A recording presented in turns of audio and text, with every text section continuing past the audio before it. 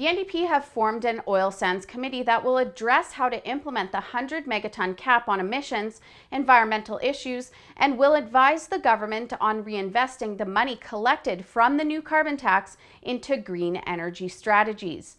And they've hired the ultimate environmental activist in Tzeporah Berman to co-chair the panel.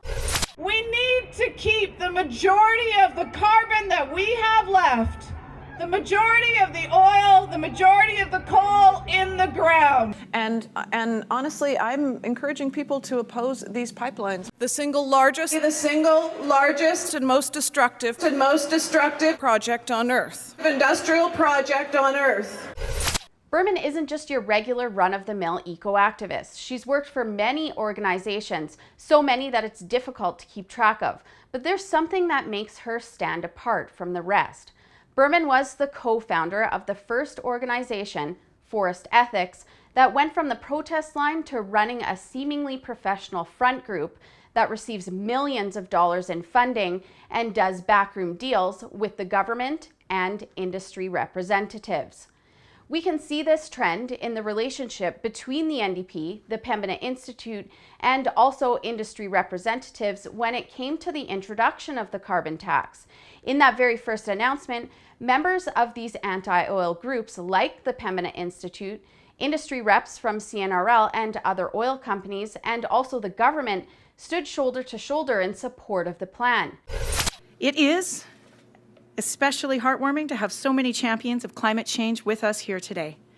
First among them are, of course, Premier Notley, Murray Edwards, Chairman of Canadian Natural Resources Limited, Ed Whittingham, Executive Director of the Pembina Institute, and the Chair of Alberta's Climate Change Advisory Panel, Dr. Andrew Leach. But the Pembina Institute and Forest Ethics aren't here to help us out. They're here to destroy us.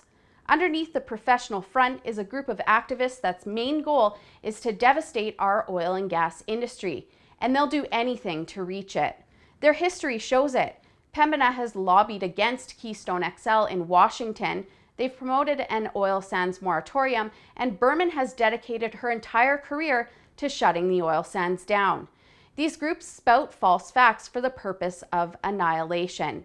What's more is that organizations like the Pembina Institute and Forest Ethics form coalitions and collaborate with other environmental, non-governmental organizations in order to evade accountability because coalitions aren't legal entities and it's difficult to pinpoint one group's activities and web of lies when so many are involved. Their web is so tangled that it's difficult for anyone outside of these groups to track funding or what they're really up to. They know what they're doing, and Berman is at the top of the ladder. They even go as far as using children and families to promote their path of demolition. Divide families by drawing workers away from their families on both coasts and into Fort McMurray. It is a tragedy that a generation of Canada's children are growing up on both sides of this coast, from Comox to Halifax, waiting for Mom and Dad to get home from Fort Mac. We need parents home with their kids instead of flying to Fort McMurray. Forest Ethics is a high-profile and elaborate operation that is run out of the U.S. and is heavily funded by organizations like the Rockefeller brothers, who fund protests of Canadian oil while supporting increases in production in the United States. Their goal is to shut down Canadian operations for their own gain. So it's really not about environmentalism at all. Most of Forest Ethics funding comes from groups just like the Rockefeller brothers, but they've also got high-profile and celebrity donors as well. Here's a picture of Berman cozying right up to Paris Hilton. In fact, I wouldn't be surprised if Berman was the bug in Leonardo DiCaprio's ear, the ultimate jet-setting celebrity, environmental crusader that's really not about the environment at all, just like the Rockefeller brothers. Even our state broadcaster, the CBC, unsurprisingly lends her credibility. She's been a featured guest on Power and Politics and on George Stroumboulopoulos' show in the past.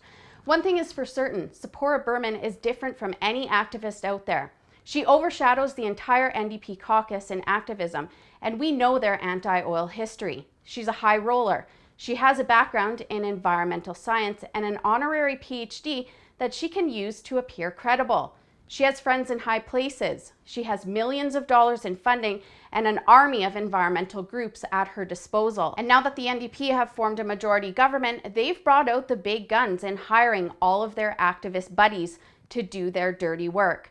And Tzeporah Berman is right where she wants to be right now, on the inside influencing government and industry bigwigs with her anti-oil narrative full of false facts for the purpose of shutting us down. If this concerns you, I highly recommend that you visit our website at fireberman.ca.